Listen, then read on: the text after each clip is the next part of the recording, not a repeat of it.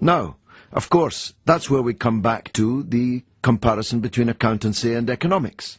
If we'd thought ahead, we would have realized that it would actually have been more efficient for the country to have supported its own steel industry than to have to buy steel from other countries.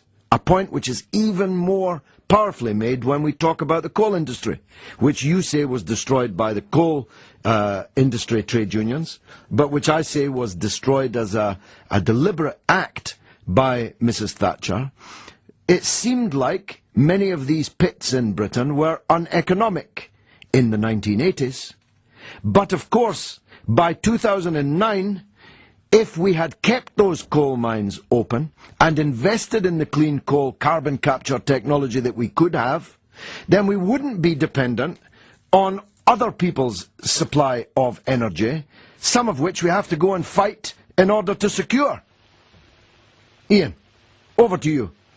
Are you going to let me speak now because you're... Well, Iain, this is a debate. You can speak as long as you like, and I'll speak as long as I like. That's, unless, of course, you'd like to retire for the evening. This is not a debate because your producers just shut the microphone then, so you just had a propaganda rant. No, I shut the microphone so that I could speak, and I now intend to open it so that you, the apologist or defender of Margaret Thatcher, can have your say, just as long as you like. This programme is not supposed to be a vehicle for your... Don't you tell me what this programme is supposed to be. This is my programme. It's the programme I make. And I'm now giving you the microphone, if you've got the bottle, to answer the rebuttal of the drivel that you originally led with. No, because all you're interested in is trashing Margaret Thatcher's reputation and stopping somebody from debate, and I'm just not going to play your game. What's that supposed to mean? Speak. Say your piece. Well, say your piece. Why don't you? You're you going to answer. interrupt me. I'm not going to interrupt me. No, Iain, I'm not going to interrupt you at all. You can speak as long as you like. Don't let me interrupt you. The microphone is there. Speak as long as you like. What's the point? Well, the point is several hundred thousand people are listening to you. You're supposed to be a talk show presenter where you actually allow people to speak, and you're not doing that tonight because you just had this I have 2 minute, four 2 times. minute... Four times I've said to you, the microphone is yours. No, this is Don't you have the guts? Don't you have the guts to put your point? This is not how national radio works, and you ought to know that by now. Do you have the guts to make your point, or are you going to flounce off? Is that what comes next? I'm not flouncing off at all. Then speak. What would you like me to speak on? I'd like you to either deal with the points I made, or say what you would like to say about Margaret Thatcher. Okay, well, let me do it without you interrupting me, shall we? I have no intention of interrupting you. Go on. Go on. Right, on the steel industry was nationalised. It knew nothing about market forces because nationalised industries never do. It was dominated by the trade unions. They went on strike virtually every week and ruined that industry. Now, there was a world aspect to this because we weren't the only country affected by a downturn in steel demand. And we couldn't sort of go against the world trends. So don't try and pretend to me that it was all about Margaret Thatcher trying to destroy an industry. Why would any politician want to destroy any industry? Have you finished? Well, carry on. Yeah. Well, I'll tell you why she wanted to destroy it. Because she believed that our future lay in the City of London, in finance capitalism, in what became known as the Anglo-American model, the very model that has just come crashing down. She didn't believe that Britain had an industrial future, and she wasn't prepared to invest in it because that would have been a breach of market principles. The state should not be active in the economy, according to Thatcherites like her and you. Well, that's just not true. The state has always got a role in any economy. I mean, nobody would deny that. But, I mean, an economy creates wealth by having the right conditions where people want to invest in it, whether they're from this country or abroad. And in that way, yes, she did want to boost the City of London, and quite right too, but that doesn't actually exclude the possibility of wanting sort of nationalised industries to do well if they could. Now, most of them, actually, when they were privatised, did far better than when they were under state ownership, because civil servants just don't have that sort of entrepreneurial spirit that do you need? Well, not the coal industry, of course, because that no longer meaningfully exists. That no longer meaningfully exists. And you know, there's one person responsible for that, and his name is Arthur Scargill. It wasn't him that announced the closure of all the pits.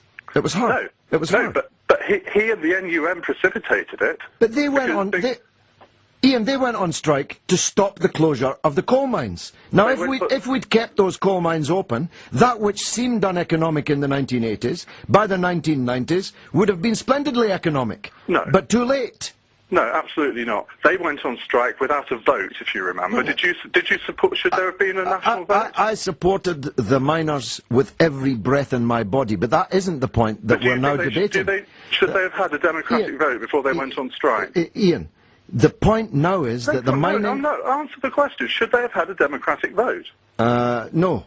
The miners' rules and regulations were a decent. You probably approve of that in general. So they Iain, didn't have to obey the law of the land. Iain, they didn't have to obey the law of the land. Well, the law of the land at that time did not require the miners' union to change its rules and regulations, yes, it required a national postal ballot before strike action, and Arthur Scargill went against that. I think you'll find that came later, Iain. No, I think you'll find that came later. The miners were fully entitled to go on strike on an area-by-area basis, because that was their rule book. But that is a big red herring. The point is, the mines were closed because they were uneconomic in Thatcherite terms. But later, it became clear that they would have been fantastically economic when we were having to pay people $140 a barrel for the oil that we could have avoided paying because we were standing on top of 1,000 years of our own energy under our own soil.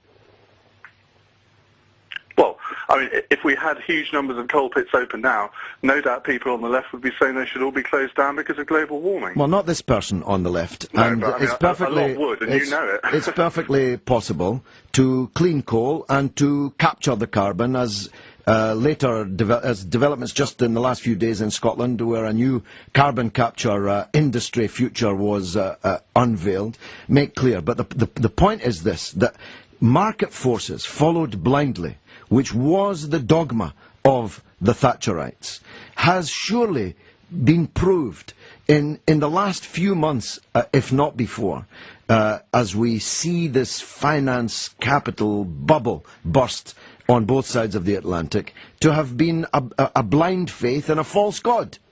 Well, I don't agree with that. I understand why people try and lay everything at the foot of Margaret Thatcher, even though she was overthrown as Prime Minister, nearly 20 years ago now. But the fact of the matter is, in 1997, the Bank of England was in surplus, the economy was in good health, the regulatory system was working, and Gordon Brown changed all that. He introduced a completely new regulatory system, which he was warned at the time wouldn't work. And we therefore had the debt and credit boom that we've experienced over the last few years. Now, you can't blame Margaret Thatcher for that. I know you want to, but it just doesn't stick.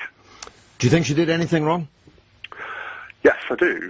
I think the poll tax was wrong. I think that her European policy was wrong in the sense that she went into the Single European Act and the exchange rate mechanism believing, or she acceded to the exchange rate mechanism because the Chancellor wanted to go into it, and that proved to be an absolute disaster. Nobody can go through 11 years as Prime Minister and get everything right, even though, I mean, I think she was the best peacetime Prime Minister we've had in the last 50 years. Of course she got things wrong, and just because I'm a defender of it doesn't mean to say that I can't recognise that. Very fair. Iain Dale, thanks for arguing with me.